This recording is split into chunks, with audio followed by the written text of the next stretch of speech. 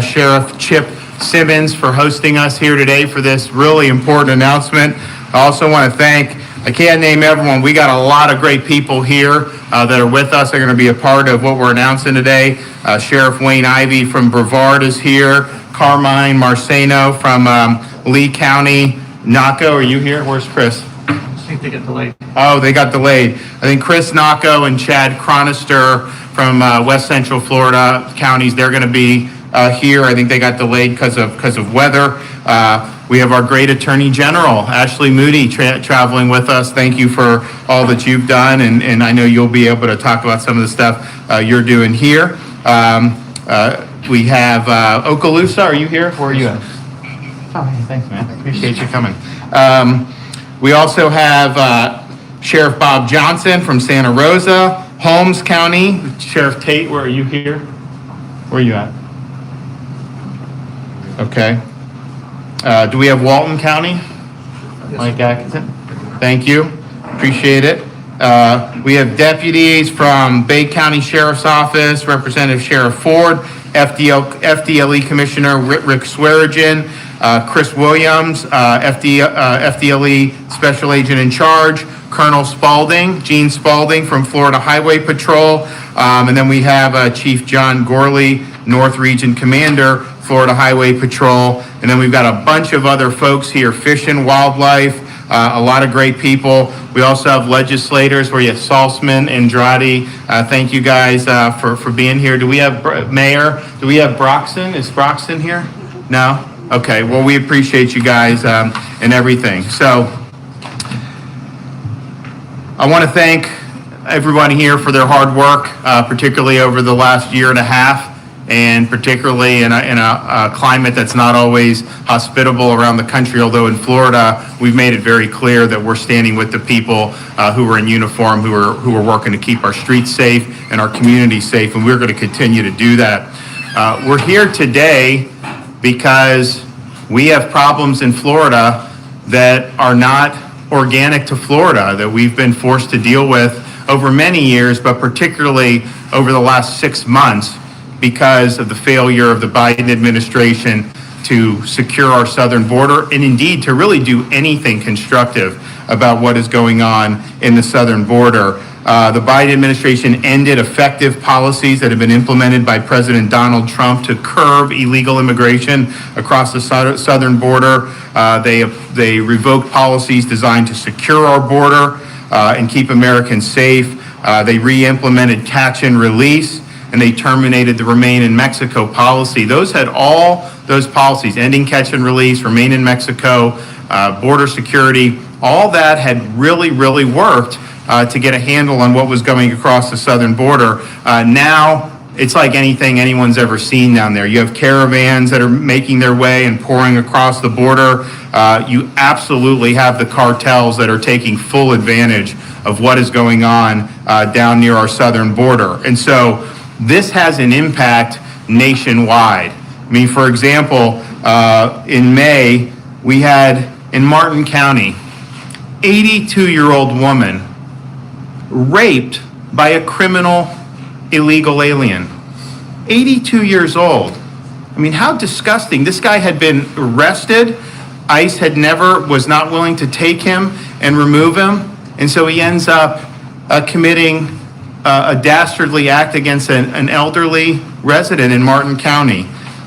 In June, FDLE agents arrested 4 criminal aliens as part of a drug sting. They're moving 25 pounds of methamphetamine. When they were arrested, they shot an agent. Now, the agent survived, but just think about what's going on. And I can tell you, you talk to some of these sheriffs, particularly North Florida sheriffs in Northwest Florida, who are dealing with the meth problem that we're seeing that is really, really ravaging communities, particularly in the northern part of our state.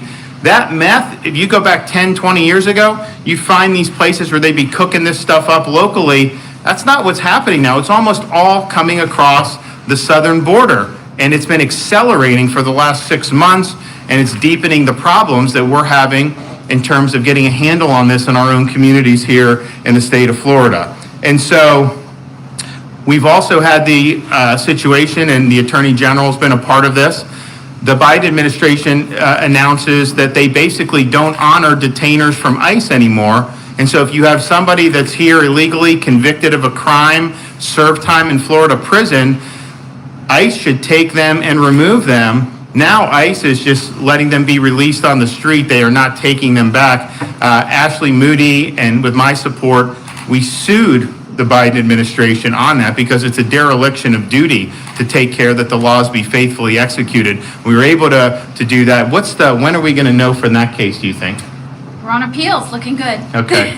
So we're going to be in a situation where hopefully we get a favorable disposition on that. But just think about it. They're actually releasing, these are convicted criminal aliens, and they're releasing rather than taking them, sending them back to the country that they came in. So what we have done here, we did the lawsuit. We're also working with, our Department of Corrections is working with local law enforcement to identify any of these criminal aliens that ICE is not honoring detainers for, and making sure that the local communities are put on notice that this is going on. The bottom line, though, is you are seeing increases in criminal activity, drug trafficking, human trafficking as a result of this failure.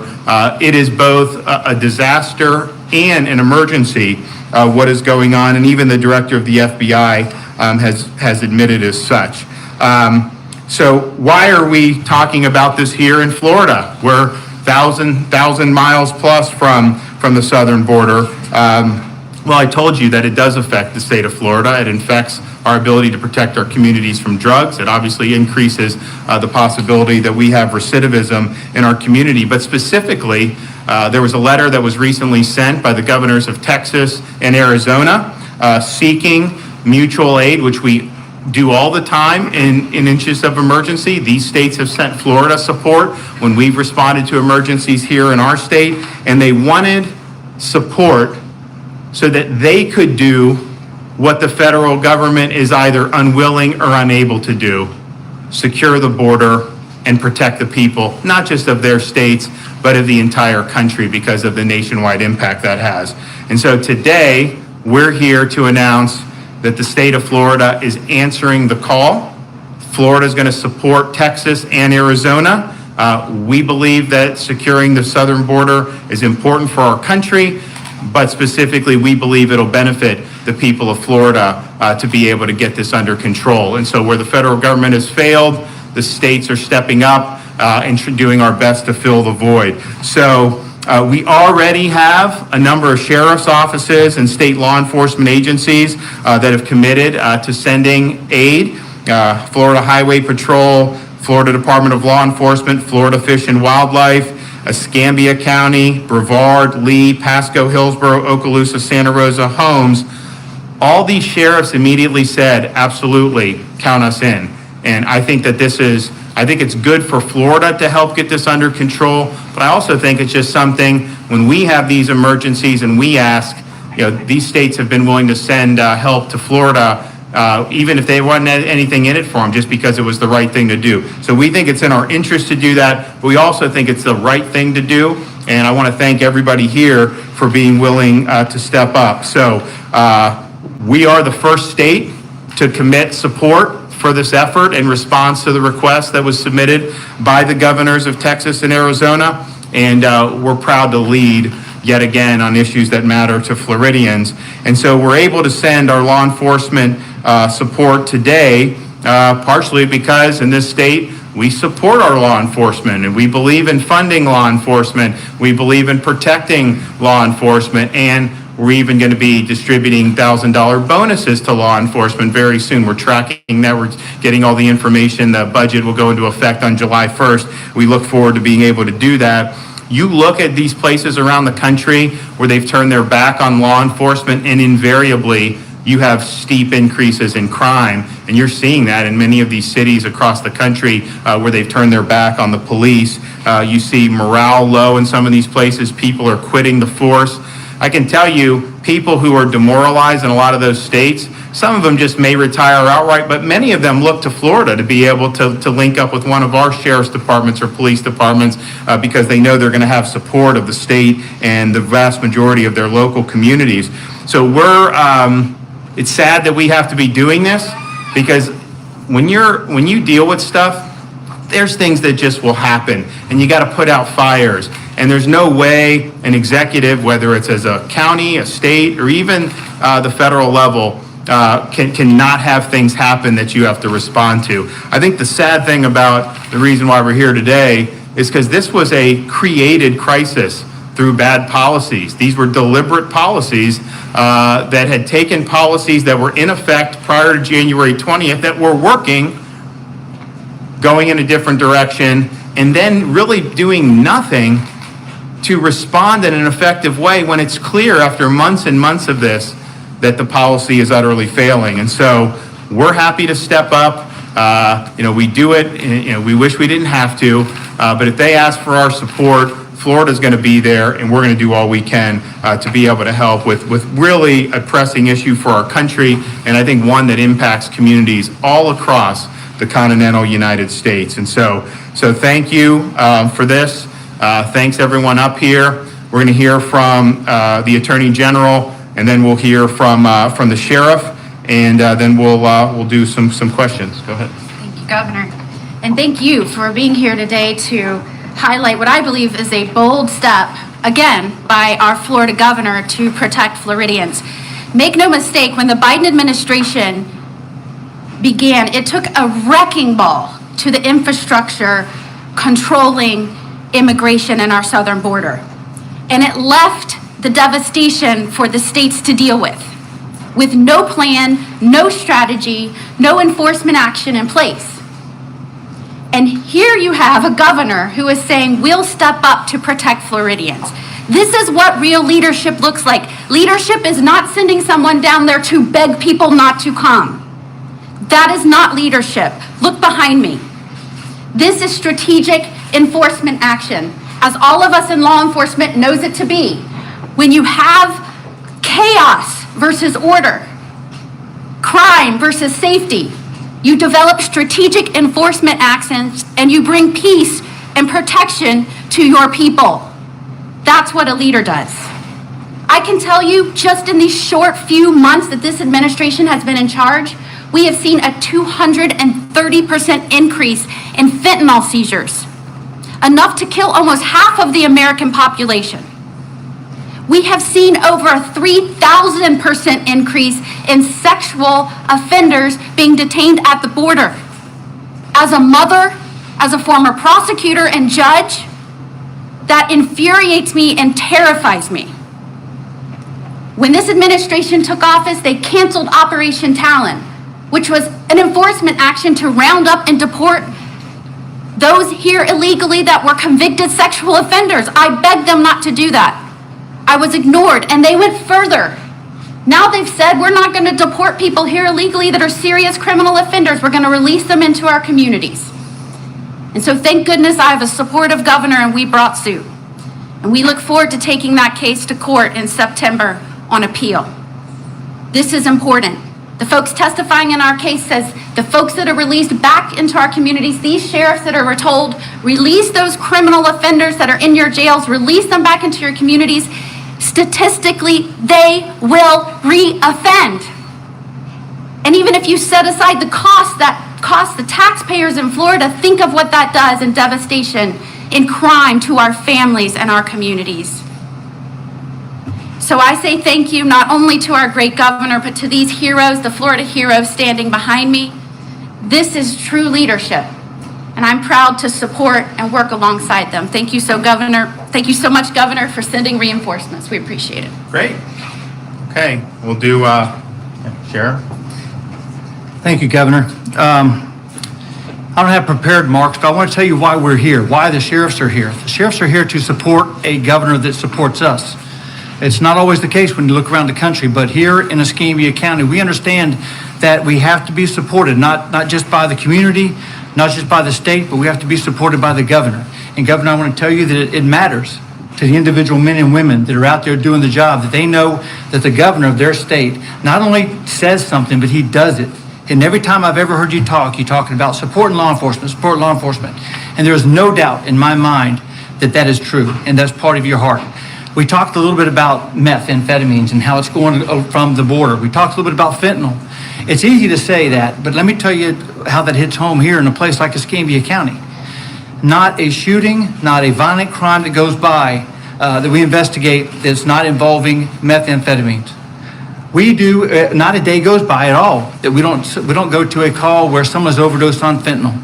So we can talk about the sheer numbers and the pounds and the kilos that are coming from the border through the interstate into our own Escambia County. Well, what does that mean? It means people are dying in our city streets, in our county streets, and it makes a difference. And again, it makes a difference whenever we decide to do something. We acknowledge this is an issue, this is a problem, we have got to come together, we have to do something with it. So, General Moody and Governor DeSantis, I want to say thank you for supporting us because we cannot do it alone. We have enough people that are criticizing us. Thank you for being here in Escambia County. I really do appreciate it. Absolutely. Wayne? Yes, sir. So I'm going to start right where everybody else has, and that is to thank our governor for having the courage to stand up and be the first to come to the aid of our partners in law enforcement out in Texas and Arizona. I will tell you that our governor is about leadership. He's about crisis management, and more than anything else, he's committed to law and order. And I am proud to stand here with him for part of this announcement. I will also tell you that the current administration in Washington is talking about spending $4 billion of taxpayers' money to look at root causes in other countries of why they're migrating to our country. You don't need to spend $4 to figure that out. You don't need to spend $4 billion to figure that out. It's simple. This administration has opened the floodgates to our country. They've allowed illegals to come into our country, and with them, they are bringing victims of human trafficking. They are bringing fentanyl by the truckloads. They are taking everything that our ICE and customs partners can take. They're throwing it at them, and our law enforcement partners out there are overburdened. They're pulling resources from our communities, resources that we work with closely every day to combat illegal immigration. They're taking them and taking them out to the border, and all they're doing is shuttling people into our country. Our citizens are paying for it. Our citizens are not only paying for it with their tax dollars, they're paying for it with their lives. They're paying for it with their safety. Quite frankly, they're paying for it with their belief that government is going to protect them. Because like me and all of these law enforcement officers up here, our governor understands that government's one and only responsibility is to protect its citizens. And if the federal government's not going to do it, if the Biden administration is going to sit back and talk about root causes, then I'm proud to stand here with our governor who is going to do it. We're going to pull all of our resources together. The sheriffs that you see standing here, as well as sheriffs across the state of Florida, are ready to either deploy resources, work in augmenting state resources if the governor deploys them. Whatever it is that our governor needs, we are ready to rock and roll. Because quite simply, we can either fight this battle at the border where this administration from Washington should be fighting it, or we can fight it here in our own backyards. And when you look at fighting battles, we don't want to have to fight it in our backyard.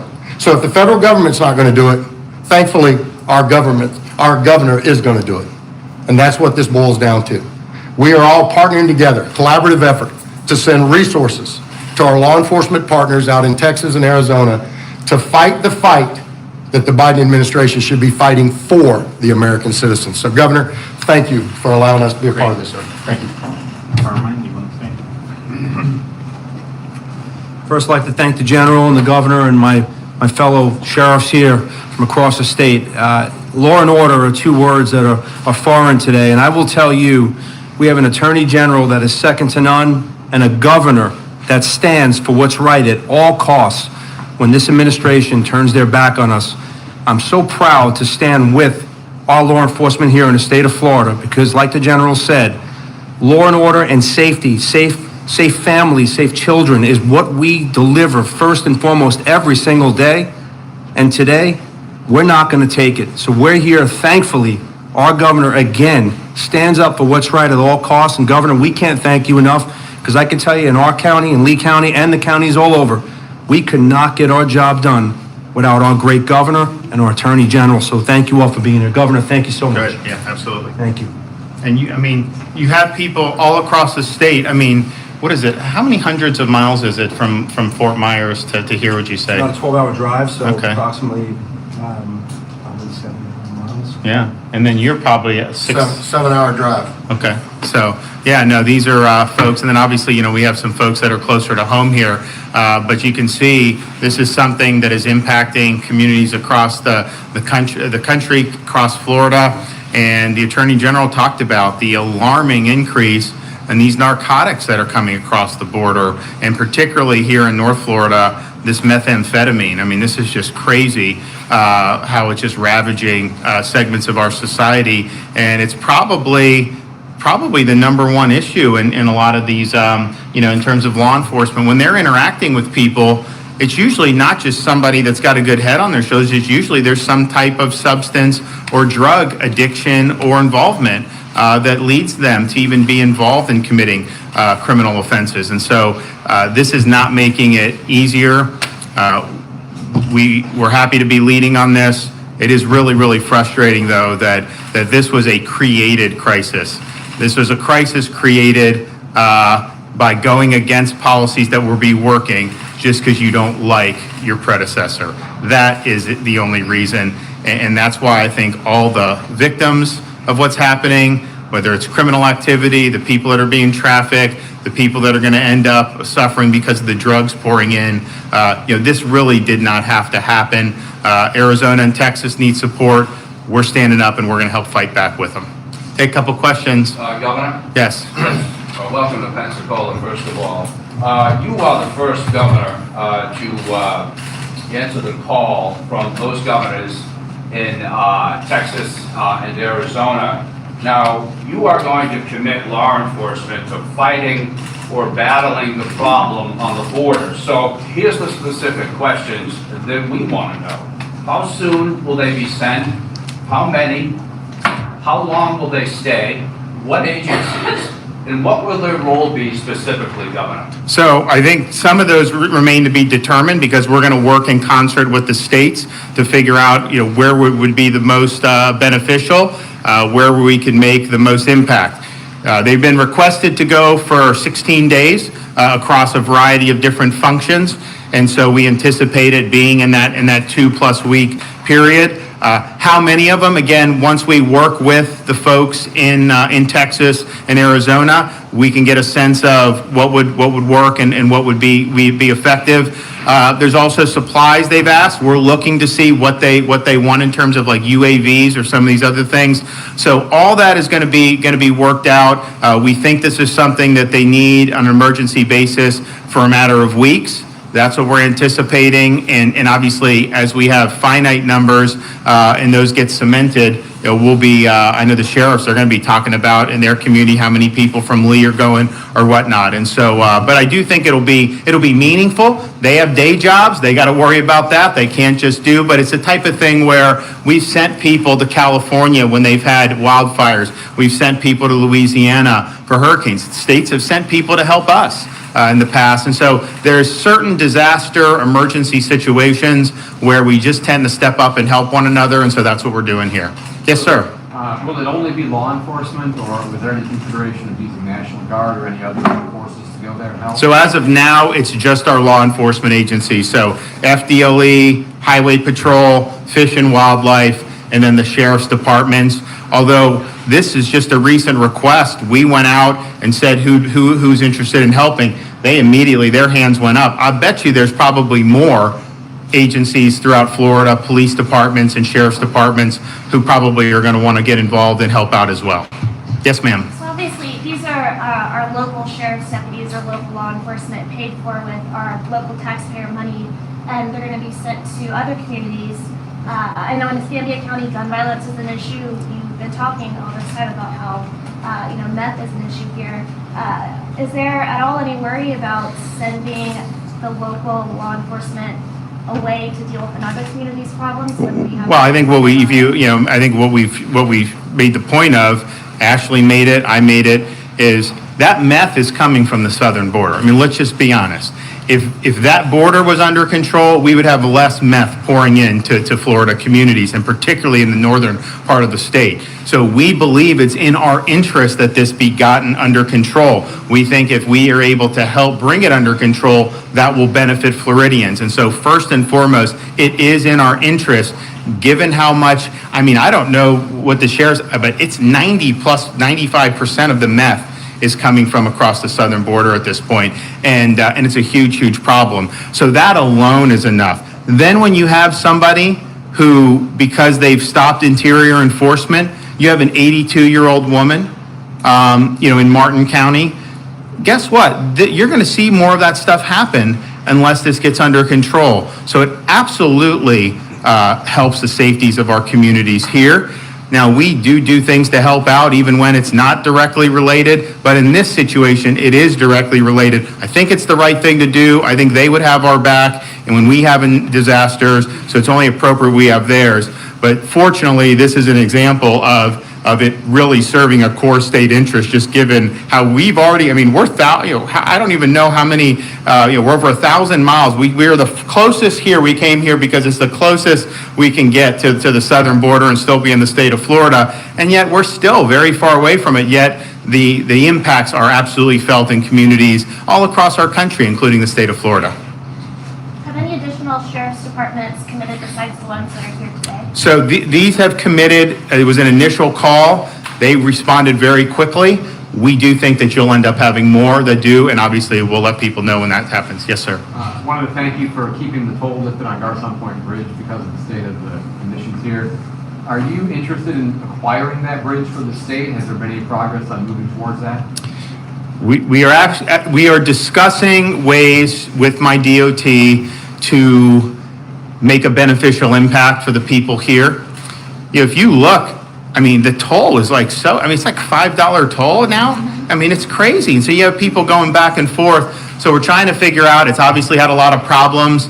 Is there a way that we could be involved to potentially bring some toll relief to the folks here? We don't have anything to announce today, but we are having discussions about how we could impact that going forward. And it was really unfortunate what happened with that in terms of Sally. I mean, there was obviously other flooding and stuff, but I mean, that was just such an avoidable thing, and it caused a lot of people a lot of inconvenience to have to go all the way around, and it's just not easy to do. Obviously, it caused a lot of damage, and so we think we've addressed going forward in those situations, people having a clear responsibility to make sure this stuff is secured and make sure that this stuff is not going to be in a situation where it's going to do that. But I do think looking at how we do the bridge going forward, I do think that that's something that warrants discussion. And when we have an announcement, if I can have an announcement to say we're going to lower the toll, trust me, these guys will be there. We'll make sure that we do it. Salzman, you want to do that? Okay.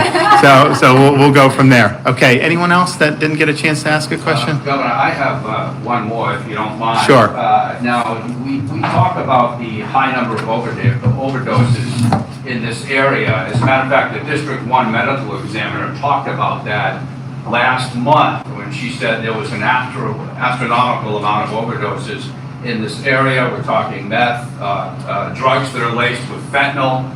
Are you saying today that the amount of drugs and the amount of overdoses that are happening here are a result of Biden's policies of opening up the border? So obviously we had drugs prior to January 20th. I mean, that's obvious. You can see that.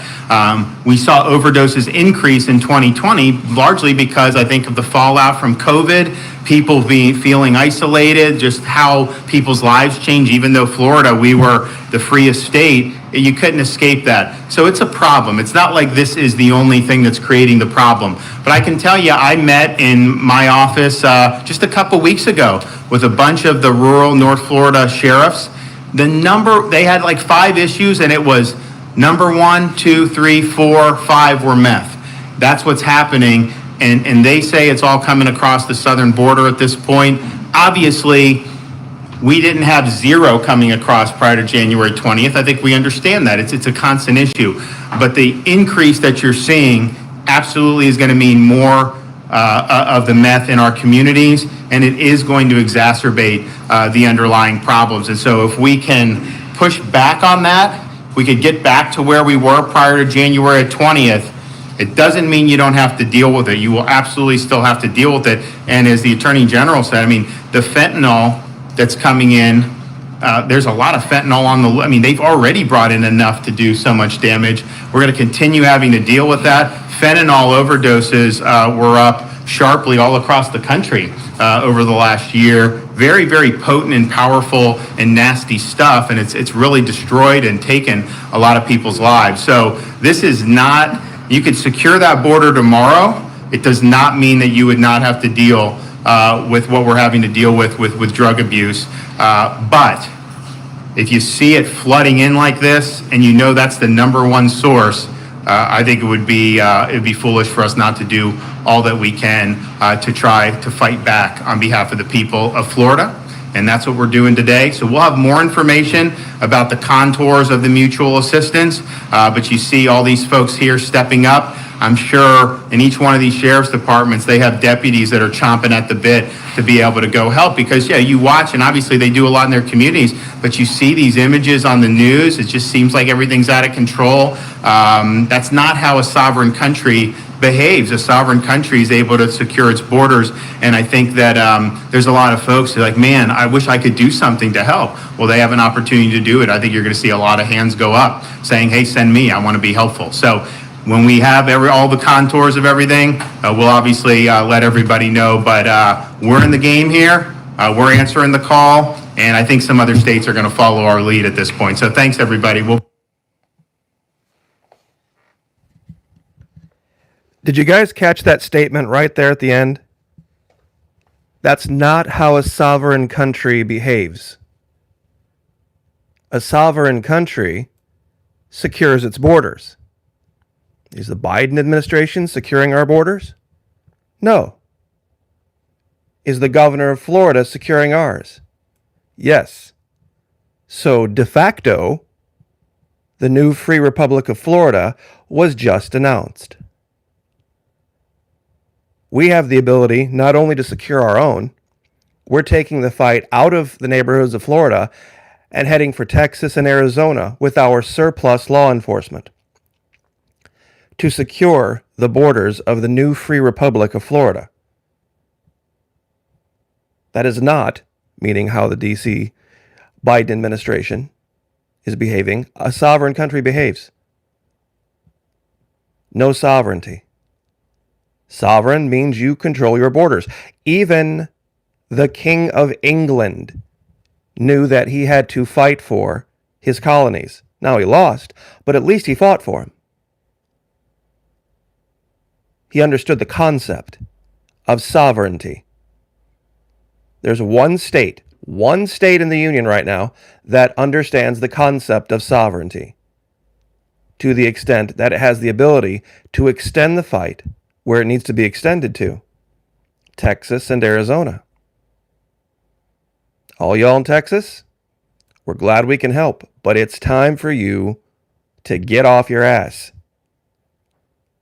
There's something going on in Texas, and it ain't right, and that guy you got sitting in your governor's office has been hiding behind that chair too long.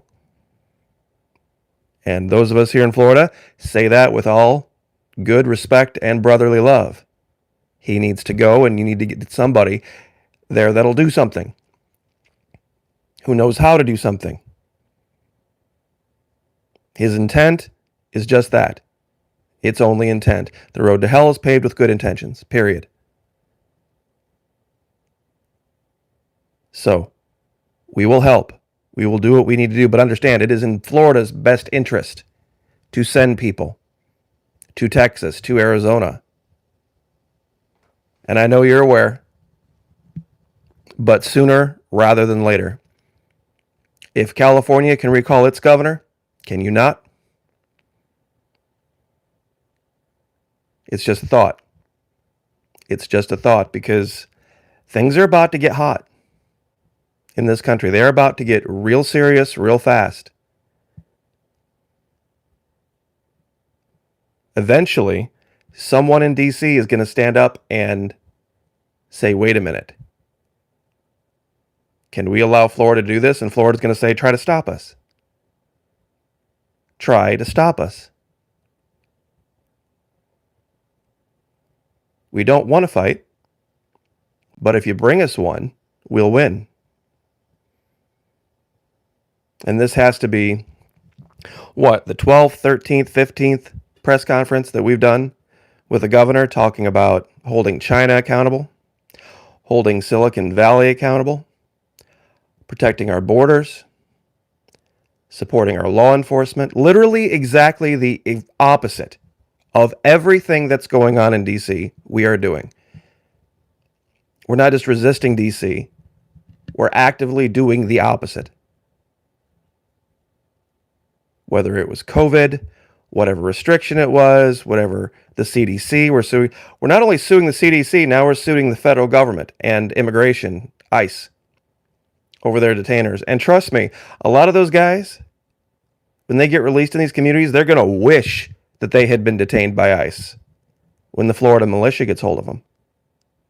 And that's not a threat, that's a promise. Because did any of those sheriffs up there announce that they thought that white supremacy was the number one, domestic terrorism was the number one threat? Did you hear anything like that? Why do you think they're okay with sending law enforcement to these other states? Because they know that the citizenry of Florida has had it up to our gills with this criminal nonsense. And they don't fight for criminals down here. They don't give criminals these passes. Some of them just go away. Some of them just disappear. And that's the reality in Florida. Some may not like it. Some might say it's not fair. Some might boo-hoo and cry. And I've said it before and I'll say it again. Florida is a wonderful place to live. It's beautiful and peaceful. But I tell you what, if you think you're smarter than law enforcement, if you fuck up, you get tossed in jail, you get screwed up with the law or drugs, you might as well head for a tent camp in Oregon. Because your life here will be over. You won't get an apartment. You won't get a lease. You won't get a job. You won't get a car. You won't get anything. You have enough rope to hang yourself down here. And I tell you what, if you hang yourself, it's over. It's over. That's just the way it is. So that might be the only thing that people who have a problem with Florida might be right about. Because we do. We get a lot of people down here. The whole Florida man meme isn't without some basic honesty to it. There are a lot of guys that come down here that think there's no law enforcement, that they can just do whatever the hell. They're just a lot smarter than law enforcement, and they'll get away with it, and they don't. Eventually they get caught, whether it's meth or whether it's fentanyl or whether it's some other drug or something else, and they get tossed in the pokey. And then after that, it's game over. You get out. I mean, you'll be lucky to be an assistant part-time night janitor at the local Wendy's. And the only thing going for Florida as far as that goes these days is there's such a demand for workers, especially across the restaurant industry and low skill labor, that you might be able to eke by a living if you screw up once. But you screw up twice or 3 times, you might as well just go. You might as well leave. So anyway, I will leave it there. Thank you everyone who contributed with the super chats. I really appreciate that. God bless y'all. You have a wonderful evening. Got to hit the gym real quick, but then later on we're going to be on Twitch. So anyway, we will see you there roughly a little after 10 o'clock tonight Eastern time. So take care. Thank you. God bless. And we'll see you guys later.